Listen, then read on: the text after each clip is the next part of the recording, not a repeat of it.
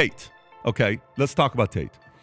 I don't think we need to say anything for people to realize we like what he says and how he challenges the people of power, and he goes and targets them and all that stuff. He's a very, very, very good communicator. By the way, potentially the best communicator in the world today. He could potentially be the best communicator in the world today, and I don't know if I put anybody ahead of him. Wow. Who do you put ahead of him? He's a communicator. He's a talker. He's an incredible communicator, the way he delivers his message, right? Okay. All right, so he's trying to get out of he's still in detention, trying to end detention in Romania. They're not giving him the opportunity to come out. Who knows what's going to end up happening with this year. We're in talks with his lawyer. I'd like to talk to his lawyer, to have him on, and to have a kind of fair conversation with him. Just some questions that I want to ask this guy. We'll see what happened there. All right, so you look at Tate with this scenario. Some things came back with Vice. A recording of a guy that he once interviewed with that started asking him all these questions, and then Tate's like, man, where are you going with this? They stopped the interview. That guy follows up and finds the girls, gets recording. Now Vice is coming out with something today. No one knows what's going to be said, but some of the WhatsApp recordings came back, and certain statements that he made, et cetera, and everyone's texting me saying, you support this guy, you support that, you support this, you support that. I'm able to isolate areas that Tate crushes the globalists and crushes the people of power that love to bully. And I'm able to isolate that and say, man, what a freaking way of doing it. Mm-hmm. Good for you, guy. Keep challenging the status quo and keep pushing these guys. But I'm able to isolate and say, what are you doing sending audio recordings on WhatsApp? Do you think you're untouchable? None of us are. And then I'm able to isolate and see his relationship with his brother and say, man, tell me you wouldn't want to have a brother that has your back the way they have each other's back. And then I'm able to isolate and in my own mind say, what was the upbringing like to have a father and a mother the way they did him, the two of them and their sisters, and kind of say, maybe, and then isolate and why they fought, and isolate how disciplined they are in certain areas, and then isolate and, hey, what you're doing with the way you're making money, and isolate. You ought to be able to isolate these different areas instead of just saying, hey, everybody falls in the same camp. No. And again, earlier when we were talking about, how about this person? Does that person get the 50-50, all this stuff? We still don't know. Things still got to come out to see what's going to happen with this. And when we have the conversation with the lawyer, we'll have follow-ups. So that's the part when you're looking at this. We have to isolate and see what happened with COVID. Who got it wrong? Did Fauci get it wrong? Let's isolate. Let's address this, and let's make sure it never, ever happens again, right? We had audio issues today on the podcast. This is the second time in 2 days. My message was to our guys? Guys, this can't happen. We have to isolate this concern. What is causing it? Let's get to the bare bottom of what is caused, the root cause of this. So once we learn what happened with COVID, who effed up, we got to move on. If Fauci effed up and used powers and other people empowered him, they got to be held accountable. What the hell happened with Afghanistan? We just lost $82 billion of weapons there.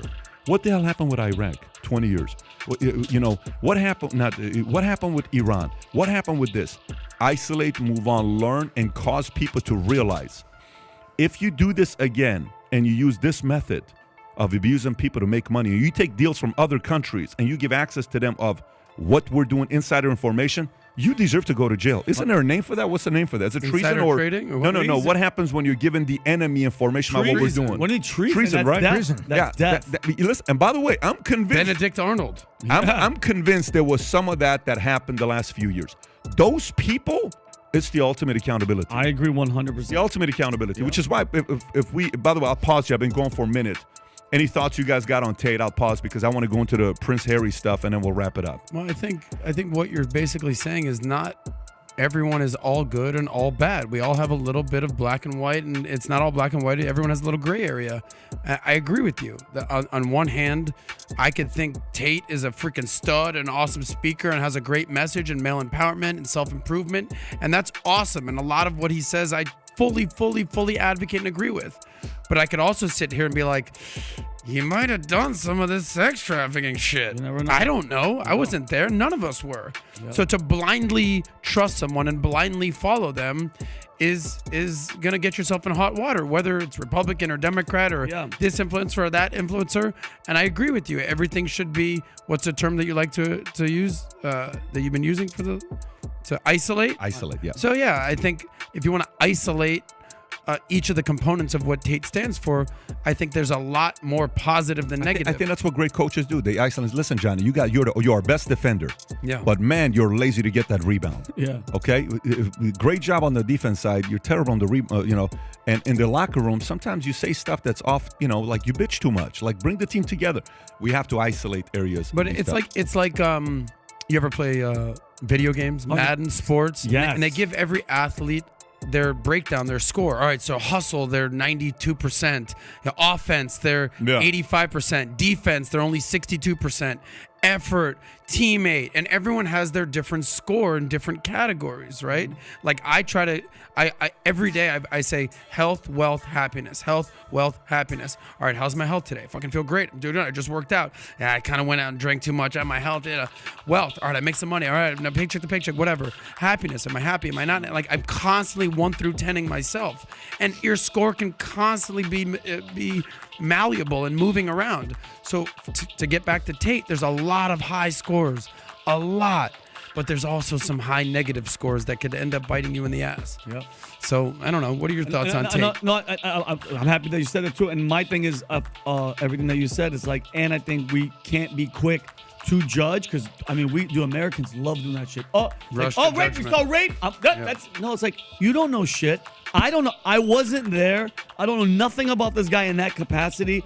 And bro, you could overhear now, and especially with all this AI and all this shit. Any voice recording now, it might not even be you. I don't trust any of that shit, bro. I don't trust any of it. I saw a video where somebody made Barack Obama was sitting there and speaking. It wasn't him. It looked exactly like him, and this was years ago, bro. Who knows that? So like I said, we're quick to judge. Slow down. Give the person the benefit of the doubt until it's real, but then you nail it. Held them accountable when this shit does come out. So we'll go back to Pat and we'll wrap this up. But I think what we're really talking about here is the thing called intellectual honesty. And intellectual honesty is going into evaluate something, isolating the issue, and just being really objective about what you see. And the weakest debaters you will ever encounter are the ones that have to slip in the but what about them or not as bad as the other. And that's the whole pendulum thing. It's like they can't intellectually honestly look at something, isolate it, evaluate it with a critical eye and objectivity, and then leave it be. It represents a threat to their side, so they gotta pull in the other bit. But what about them? But it wasn't as bad as this. And that is just weak-willed arguing that great jurists in this country, when you read about the Supreme Court justice and some of the great jurists we've had, have the ability, what they call, it's not carrying a rope into the courthouse, right? You're not bringing in something with you that's going to judge your ultimate decision. You intellectually, honestly look at it. And I think that's what we're talking about here. And I think that the media has lost the way to do it. And I think if you look at yourself in the mirror, at times each one of us loses the ability to do that. And this is what Pat's talking about. Isolate it, judge it, assess it to the benefit of our audience who wants to know and wants to hear these Let's move views. On.